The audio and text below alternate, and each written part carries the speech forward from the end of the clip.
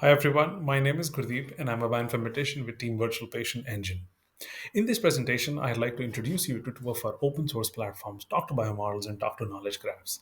These platforms are user-friendly AI agentic tools that democratize access to disease model through natural language, making it easier for anyone to interact with complex biological data. So this is how the architecture diagram of the two agents look like. These agents are orchestrated by a main agent, which acts as a supervisor agent and determines which sub-agent to invoke based on the user input. While the Talk to Biomodels agent specializes in quantitative analysis, the Talk to Knowledge Graph agent focuses on providing qualitative insights. These agentic AI tools interactively engage with resources including biomodels, OLS, UniProt, as well as PrimeKG as an external knowledge graph resource. Okay, time for a demo. And this is how our platform looks like. On the left hand side, you'll see a panel with various options to configure the platform. For example, you can pick an LLM from OpenAI or NVIDIA to power your agent. Similarly, you can also pick a text embedding transformation model either from NVIDIA or OpenAI. If you have your own systems biology model, you can upload it here in XML or SBML format. Similarly, you can also upload an article that is related to your model and later perform a RAG over it.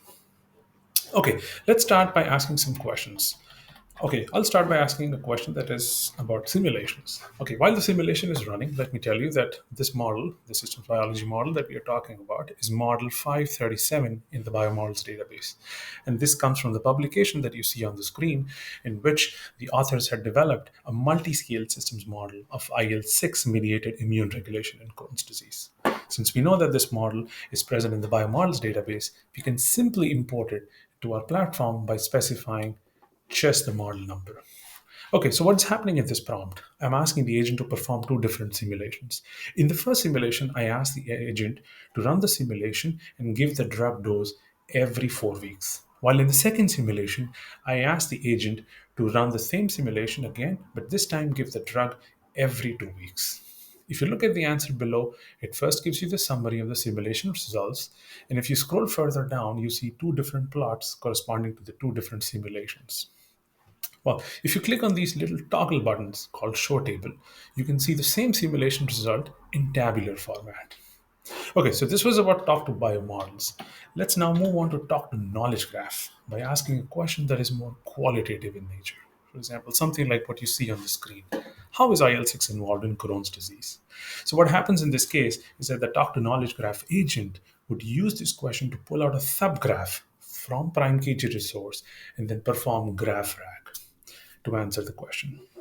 So as we can see that you first see the textual answer to the question that you asked, and then below that you see the actual extracted subgraph, which is centered around IL-6, and around it you can see other nodes, which could be diseases, genes, or pathways involved.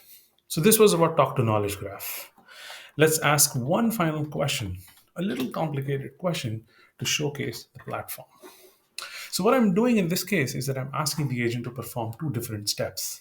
In the first step, I ask it to find the CRP concentration in serum at the end of the two simulations that I showed above, and then use these concentrations to tell me which experiment or simulation is more efficacious in treating Crohn's disease patients.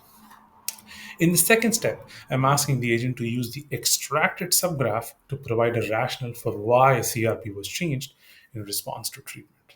So I expect the main agent to now invoke both the subagents to answer the questions. So as I can see that the answer is coming up, it first calculates the concentration of CRP in serum in the two simulations that we performed above that you can see over here. And then it tells me that treatment 2 week is more efficacious because it has a lower CRP compared to treatment 4 week, which makes sense. And then finally, it also tells me the rationale for why CRP was changed in response to the treatment. So this was the demo. I hope you liked it. Coming back to the slides, our team is supported by both academia and industry. We are really grateful to our mentors and partners at EMBL and Sanofi for their insights, and especially Sanofi for the sponsorship.